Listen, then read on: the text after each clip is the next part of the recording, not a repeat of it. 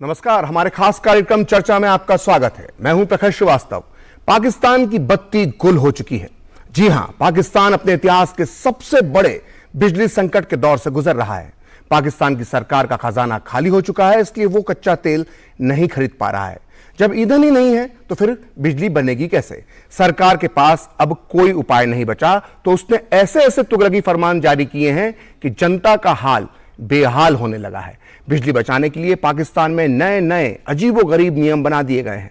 पाकिस्तान का आर्थिक हाल क्या है और उसका बिजली संकट कैसे आम लोगों के लिए संकट काल बन चुका है, आज हम इसी मुद्दे पर चर्चा करेंगे। इस चर्चा में हमारे साथ देंगे कुछ खास मेहमान, लेकिन चर्चा शुरू करने से पहले देखते हैं पाकिस्तान की बदहाली पर यह रिपोर्ट। पिछले कई महीनों से राजनीतिक अस्थिरता से जूझता पाकिस्तान अर्थव्यवस्था के मोर्चे पर भी बेहाल है। डॉलर की तुलना में पाकिस्तानी रुपया आसमान छू रहा है। रोजमर्रा की चीजें भी अब आम लोगों की पहुंच से दूर होती जा रही हैं। पिछले कई महीनों से जारी बिजली का संकट ऐसा गहरा गया है कि अब बचत के नाम पर बाजारों को रात 8:30 बजे ही बंद करने का फैसला किया गया है। सरकार ने तय किया है कि अब देश के बाजारों के अलावा सभी मैरिज हॉल्स को भी जल्द बंद कर दिया जाएगा। जहां बाजार 8:30 बजे तो मैरिज हॉल्स 10 बजे बंद हो जाएंगे। देश के व्यापारियों को अब उनके बिजनेस की चिंता सता रही है। ने तजावीज दी थी, हमसे तजावीज मांगी गई थी। ख्वाजा आसिफ साहब जिस कमेटी को, जिस टीम को हेड कर रहे थे, उसमें और भी 4-5 मिनिस्टर थे।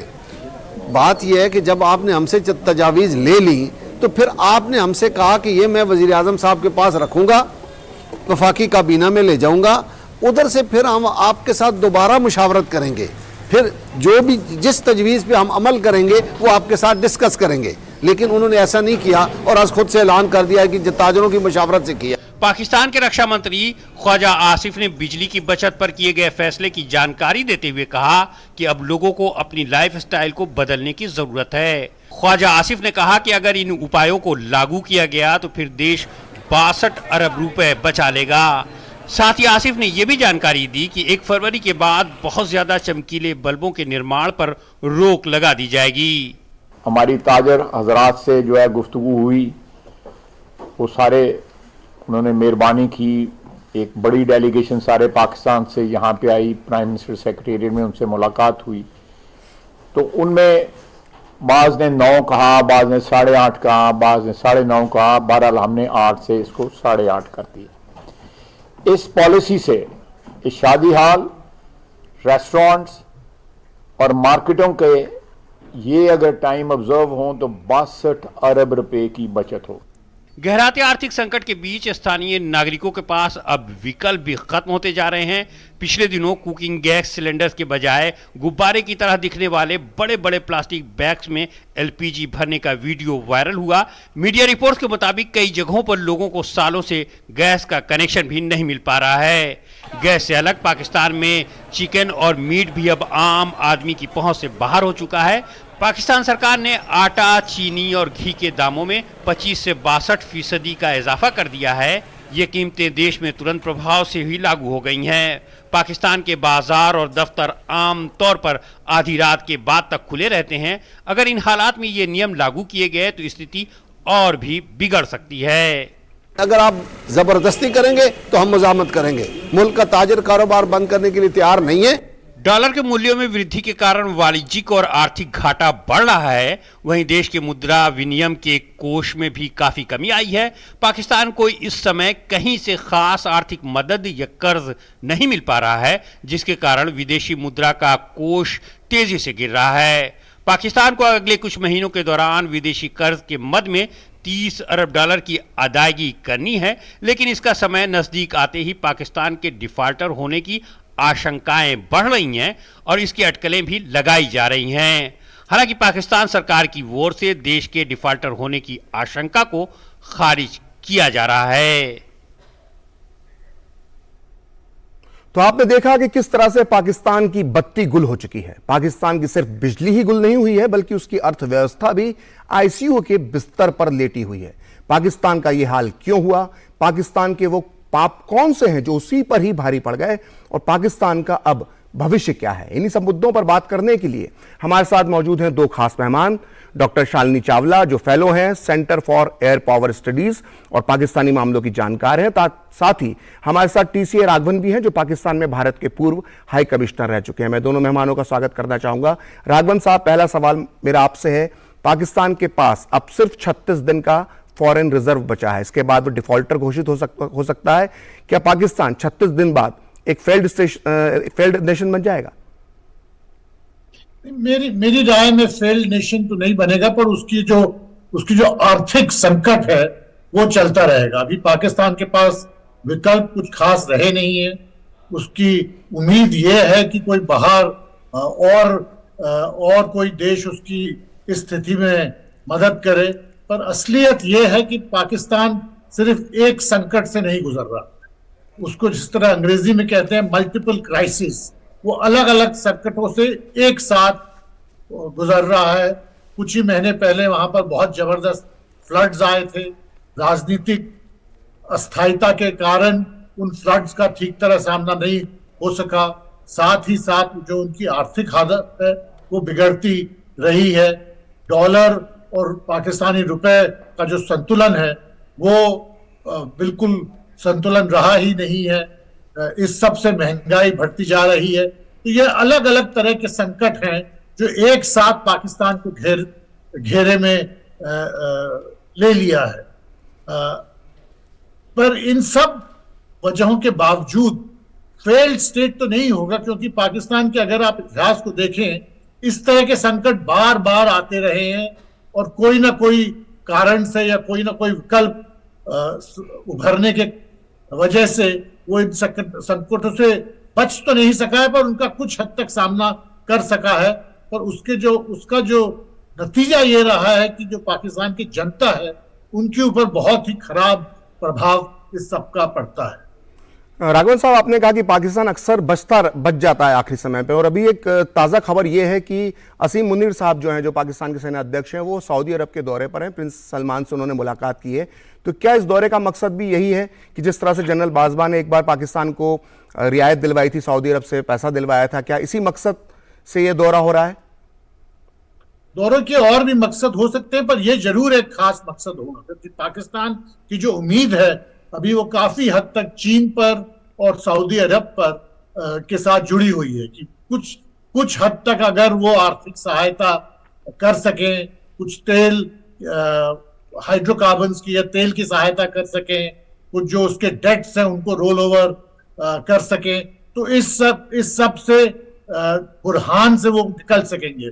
पर जैसे मैंने कहा कि ये संकट का कोई अंत नहीं है, क्योंकि इस सब के इसकी जो जड़ है वो है पाकिस्तान की विदेश नीति और उसका जो सियासी ढांचा है वो उसके आर्थिक संकटों से बहुत गहरी तरीके से जुड़ा हुआ।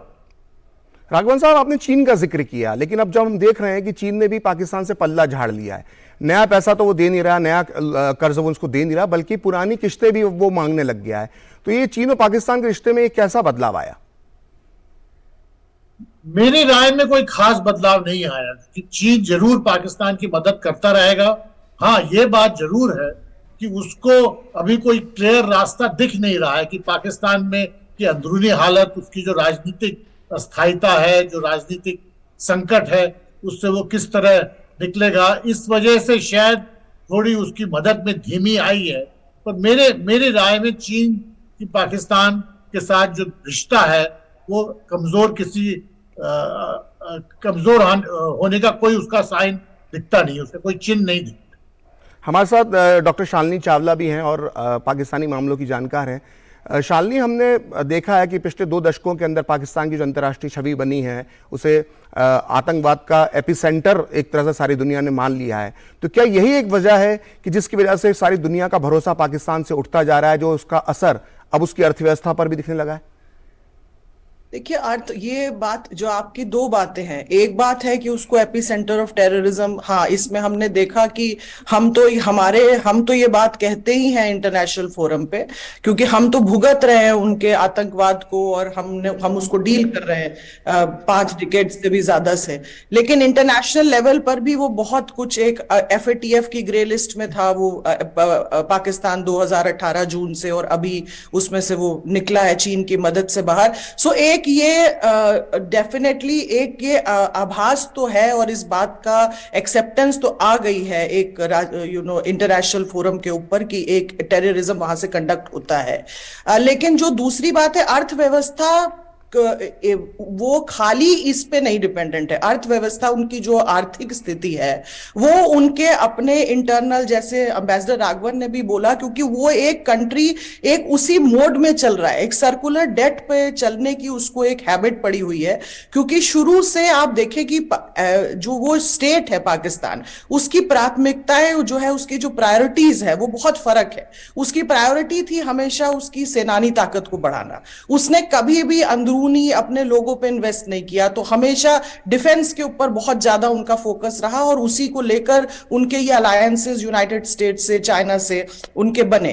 तो वहां पे आप देखेंगे कि बहुत ज्यादा फोकस रहा डिफेंस पे। अभी इस वक्त भी आप देखिए कि 25% उनका इन्फ्लेशन है, फॉरेन उनके रिजर्व जो है वो $6 बिलियन पे आ गए हैं और इतनी क्राइसिस चल रहा है, लेकिन अभी आप उनके टेस्टिंग और एक्विजिशंस, ये उस पर कोई फर्क नहीं आता है।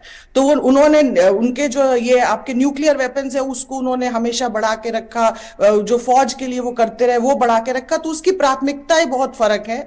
और दूसरी बात जो है कि पॉलिटिकल इंस्टेबिलिटी बहुत ज्यादा है, जो सियासी उनके मसले हैं उस वजह से भी उनकी ये आर्थिक मामलों पे बहुत ज्यादा एक एडवर्स इंपैक्ट आता है। और अब ये क्योंकि ये हम देख रहे हैं कि सर्कुलर डेट वहां पर जो बनता जा रहा है, उस वजह से अब एक जो वहां पर इन्वेस्टर्स का कॉन्फिडेंस है वो नीचे चला गया, तो इन्वेस्टमेंट्स बहुत नीचे चले गए।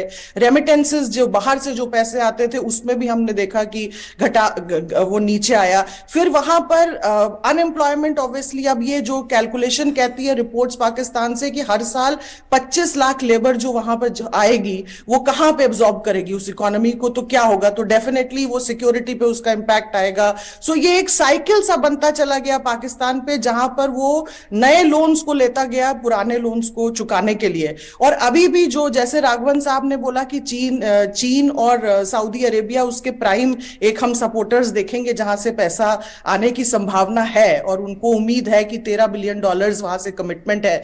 इवन उस $13 बिलियन में जो है अबाउट 5.7 बिलियन जो है वो नए लोन्स हैं। शालिनी, लेकिन जो 13 बिलियन डॉलर की जो मदद की बात आ रही है, लेकिन जो पाकिस्तानी मीडिया में जो खबर है वो एक खबर ये कहती है कि ये सिर्फ पाकिस्तान की सरकार की तरफ से कहा जा रहा है, बाकी देशों की तरफ से नहीं कहा जा रहा कि ये मदद हम पाकिस्तान को देंगे। तो इसमें भी एक विवाद है, वहां पर विवाद तो है क्योंकि अभी तक कुछ आया नहीं है। कमिटमेंट्स उन्होंने कहा है कि आई है। अब ये जो लेटेस्ट मीटिंग है आसिफ मुनीर की जो वो वहां पर गए हैं, उसमें से वो उम्मीद कर रहे हैं कि फ्रेश उनको कुछ रिलीफ मिलेगा। और मेरा ऐसा अंदेशा है कि चीन और सऊदी अरेबिया से उनको जरूर कुछ राहत आएगी, जो इस सिचुएशन को राइट नाउ उनके जो डिफॉल्ट जिसको हम बोले अंग्रेजी में, उससे शायद उनको बचा ले। लेकिन ये शालिनी, जब आपने अपनी बात कही तो आपने पाकिस्तान के न्यूक्लियर पावर होने का एक जिक्र किया। हालांकि राघवन साहब इस बात से इत्तेफाक नहीं रखते कि पाकिस्तान एक फेल्ड स्टेट इतनी जल्दी हो जाएगा, लेकिन खुदा ना खास्ता जो हमने श्रीलंका में देखा था कि जब वहां पर आर्थिक संकट गहराया तो जनता सड़कों पर उतरी और किस तरह से वहां पर प्रधानमंत्री के घर और राष्ट्रपति भवन पर कब्जा कर लिया गया था। अगर पाकिस्तान में, अगर हम एक बात कल्पना करें कि अगर पाकिस्तान में ऐसा हो जाता है और पाकिस्तान में भी यही तस्वीरें देखने को मिलती हैं, तो पाकिस्तान एक न्यूक्लियर पावर है और अगर पाकिस्तान के न्यूक्लियर हथियार किसी गलत हाथों में पड़ गए, जिसकी शंका पिछले 20 सालों से कई बार जाहिर की जा सकती है, तो ये पूरी दुनिया के लिए कितना बड़ा खतरा होगा। देखिए, ये हमेशा से एक बहुत बड़ा मसला रहा ही है। जब भी पाकिस्तान के फेल्ड स्टेट होने के क्वेश्चंस आते हैं तो उसमें सबसे बड़ा एक इशू, ये एक मसला यही आता है कि वो एक न्यूक्लियर वेपन स्टेट है और बहुत उसका जो आर्सेनल है वो बहुत तेजी से बढ़ रहा है। माना जाता है कि दुनिया में सबसे तेजी से बढ़ता है। Sorry sir. जी शालिनी जी बोलिए आप। सो वो मसला एक बहुत इंपॉर्टेंट है कि इस वजह से आप देखेंगे कि उसका जो इंटरनेशनल कम्युनिटी है उसका इंटरेस्ट रहा है पाकिस्तान को बचाने में, क्योंकि न्यूक्लियर वेपन्स है, और वो न्यूक्लियर वेपन्स अगर गलत हाथों में पड़ जाते हैं तो उसका जो रिजल्ट होगा वो बहुत डेंजरस होगा। और कहीं आप अगर देखें तो पाकिस्तान इतने सालों से एक तरीके से, जब से वो न्यूक्लियर वेपन स्टेट बना है, वो इस चीज को एक इनडायरेक्टली उसने ब्लैकमेल किया है ये बात को लेकर के कि भाई मैं न्यूक्लियर वेपन स्टेट हूं और ये प्रॉब्लम आ सकती है। वो ब्लैकमेलिंग उनकी आप देखें तो यूनाइटेड स्टेट्स के साथ भी चली, $32 बिलियन उन्होंने वहां से उस वक्त एड लिया, 9/11 के बाद उनका चलता रहा, उसामा बिन लादेन वहीं पे उनको मिले, टेररिज्म भी करते रहे। फिर इंडिया के साथ भी हर उनकी जो भी है, हमारी जब सिचुएशन आती है कॉन्फ्लिक्ट की, वो ये बात को जरूर लेके आते हैं। तो ये तो एक बहुत बड़ा डेफिनेटली मसला है न्यूक्लियर वेपन्स का। बट ये जो इस मुद्दे को आगे बढ़ाने के लिए मैं राघवन साहब से भी एक सवाल पूछना चाहूंगा कि जब पाकिस्तान ने न्यूक्लियर टेक्नोलॉजी पे काम शुरू किया था तो जो भुट्टो साहब थे उन्होंने काफ़ी इस्लामिक मुल्कों को अपने साथ लेने की कोशिश की, और एक जो मैग्नेटिक पावर था पाकिस्तान के पास न्यूक्लियर पावर होने की वजह से मुस्लिम देशों का, वो काफ़ी दिन तक पाकिस्तान ने भुनाया। लेकिन अब पिछले कुछ दिनों में देखने को आया है कि जो मुस्लिम राष्ट्र की एक पहचान थी पाकिस्तान की, जिससे वो अरब मुल्कों के साथ अपने आप को जोड़ता था, अब उसने भी असर दिखाना छोड़ दिया है। उसके जो साथी यूएई हो चाहे सऊदी अरब हो, उसको उस तरह से मदद नहीं मिल रही है जो कभी पहले मिला करती थी। तो इस बारे में आप क्या कहना चाहेंगे? पाकिस्तान की जो छवि है उसको बहुत ही बड़ा धक्का लगा है पिछले 3 दशकों में, खास करके पिछले 15-20 सालों में। उसकी कई वजह है, कई उसके कारण है, पर एक खास कारण ये रहा है कि पाकिस्तान की जो अंदरूनी अस्थिरता है उससे लोगों पर काफी उनके डाउट्स बढ़े हैं कि मतलब ये किस तरह का न्यूक्लियर पावर है जिसकी अंदर की हालत में कोई संतुलन नहीं है। इसके साथ साथ जो न्यूक्लियर ब्लैकमेल की बात की डॉक्टर चावला ने, ये बात सही है, पर न्यूक्लियर ब्लैकमेल का मतलब ये भी रहा है कि कोई भी ताकत ये नहीं चाहती कि पाकिस्तान में अस्थिरता एक हद से ज्यादा बढ़े। तो इस वजह से भी उसको चीन से, सऊदी अरेबिया से, पिछले सालों में यूनाइटेड स्टेट्स से आर्थिक मदद, सैनिक मदद, अलग अलग तरह का प्रोत्साहन मिलता रहा है। मुझे नहीं लगता कि ये जो प्रोसेस रहा है ये एकदम खत्म होने वाला है। पाकिस्तान की कुछ हद तक आदत हो गई है कि वो संकटों से, बुरहान से किसी तरह बचता निकलता रहे। राघवन साहब, पाकिस्तान इस संकट से कैसे बचेगा, इस पर हम चर्चा करेंगे, लेकिन एक ब्रेक के बाद, क्योंकि अभी एक वक्त ब्रेक का हो रहा है। कंगाल पाकिस्तान की बदहाली पर यह चर्चा आगे भी जारी रहेगी। फिलहाल वक्त है एक ब्रेक का।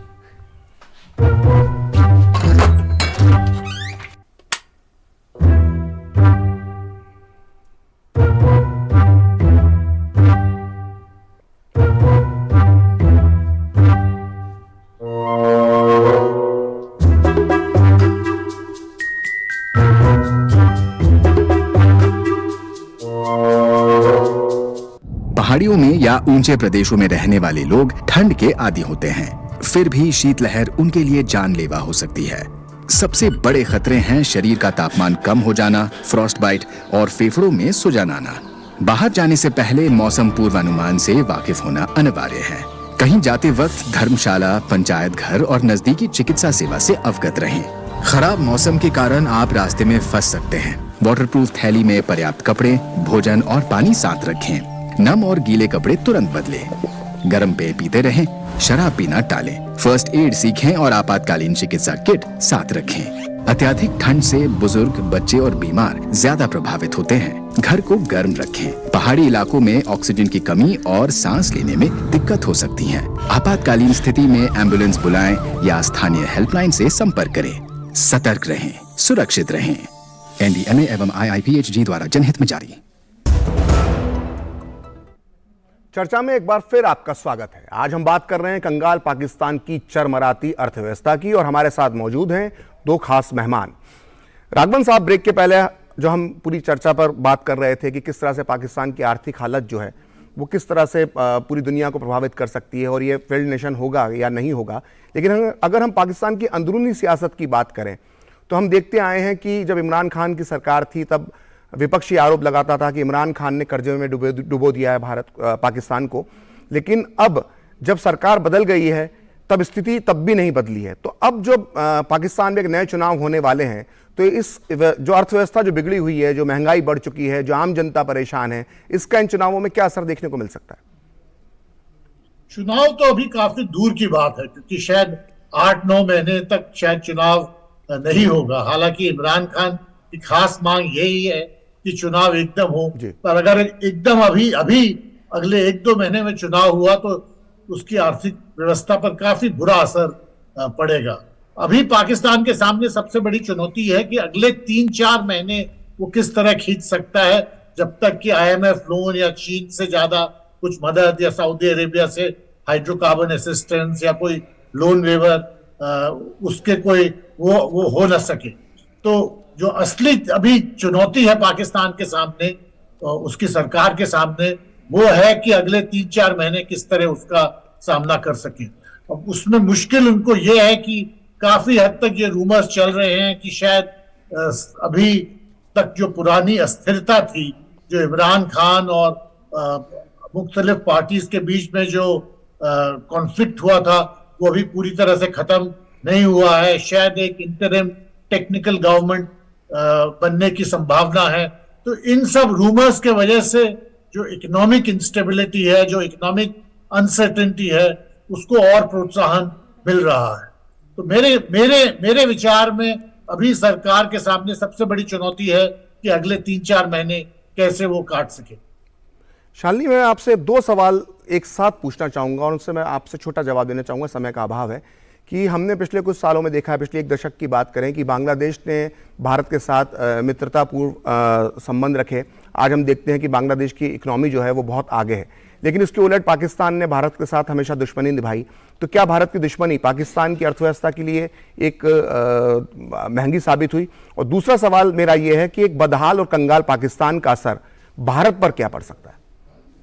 देखिए, भारत के साथ दुश्मनी डेफिनेटली उसका इम्पैक्ट है। जैसे कि मैंने पहले कहा कि उसने प्राथमिकता दी कि इकोनॉमी में इन्वेस्ट ना करके, लोगों में इन्वेस्ट ना करके, उसका सारा इन्वेस्टमेंट फौज पे रहा और फौज ताकतवर होती चली गई और इसीलिए पॉलिटिकल इंस्टेबिलिटी रहती है और उसका असर हमने देखा कि आर्थिक व्यवस्था पे। तो ये एक साइकिल तो है भारत के साथ, जो उसके संबंध हैं उसका, और जो उसकी नीति रही है भारत के साथ, और टेररिज्म का जो उसका पॉलिसी रही है, जिसको हम देख रहे हैं कि TTP तहरीके तालिबान पाकिस्तान कैसे आज उनके लिए सबसे बड़ी प्रॉब्लम बन गया है। तो वो डेफिनेटली वो एक बहुत बड़ा फैक्टर है। और सेकंड बात जो आपने पूछी कि क्या था आपका सेकंड क्वेश्चन, जरा दोहराएंगे कि एक जो बदहाल और कंगाल पाकिस्तान जो है वो भारत के लिए भारत पर उसका क्या असर पड़ेगा? भारत पे मेरे हिसाब से ये असर पड़ेगा कि ये जितना ज्यादा इनसिक्योरिटी होगी इसके अंदर, उतना ज्यादा वो कोशिश करेंगे कि वो लोगों का ध्यान कश्मीर के ऊपर डायरेक्ट करे। जैसे आपने देखा कि आसिफ मुनीर ने कहा कि हम जवाब देंगे, हमने तो कहा भी नहीं कि हम लड़ाई करेंगे, लेकिन उनको जवाब देने के लिए तो वो डिस्ट्रैक्शन के लिए हमेशा भारत को ढूंढते हैं इन सब चीजों पे। तो ये एक उसका इफेक्ट हम जरूर देखते हैं। और डेफिनेटली दूसरा साइड तो है कि आपके नेबरहुड में एक न्यूक्लियर वेपन स्टेट अगर इतने बदहार हालत में है, जो एक आतंकवाद भी जहां पे इतना फैला हुआ है, तो डेफिनेटली उसका असर तो अच्छा नहीं है भारत के लिए। और राघवन साहब, यही सवाल मैं आपसे दोहराना चाहूंगा क्योंकि आप दक्षिण एशिया की राजनीति को बहुत अच्छे से समझते हैं, और यही सवाल मेरा है कि अगर पाकिस्तान की यही हाल रहे और पाकिस्तान इसी तरह से आर्थिक कंगाली की तरफ बढ़ता गया, तो क्या इसका असर भारत पे भी देखने को मिल सकता है, भारत पाकिस्तान के रिश्ते पर देखने को मिल सकता है, या फिर पूरे साउथ एशिया की राजनीति में इसका असर देखने को मिल सकता है? पाकिस्तान की अंदरूनी हालत खराब होने का एक उसका जो इम्पैक्ट है वो तो इमीडिएटली, जैसे डॉक्टर चावला ने बोला, ये है कि वो उस पब्लिक ओपिनियन को डिस्ट्रैक्ट करने के लिए इंडिया के साथ या भारत और पाकिस्तान के बीच में किस तरह की कोई क्राइसिस या संकट क्रिएट होने की हमेशा आकांक्षा रहेगी। ये पहले भी होता रहा है और अब भी हो सकता है। इसके साथ साथ जो टेररिज्म की बात है, जो दहशतगर्दी की बात है पाकिस्तान के इंटरनल पॉलिटिक्स में, उसका भी हमारे ऊपर काफी बड़ा असर पड़ सकता है, क्योंकि जो टेररिज्म है वो कभी एक नेशनल बाउंड्री के अंदर स्थित नहीं रहता, हमेशा लीक आउट करता है, और भारत पर हमेशा पाकिस्तान से जो हमले हुए हैं वो उसकी अस्थिरता के साथ भी कुछ हद तक जुड़े हुए हैं। जी राघवन साहब, आपने बिल्कुल सही बात कही है कि जब भारत और पाकिस्तान के संबंध बिगड़े हैं तो इसके पीछे पाकिस्तान के अंदरूनी हालात कहीं ना कहीं जिम्मेदार रहे हैं। समय का अभाव है, हमें इस चर्चा को विराम देना होगा।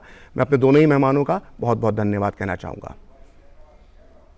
हमारे खास कार्यक्रम चर्चा में आज इतना ही।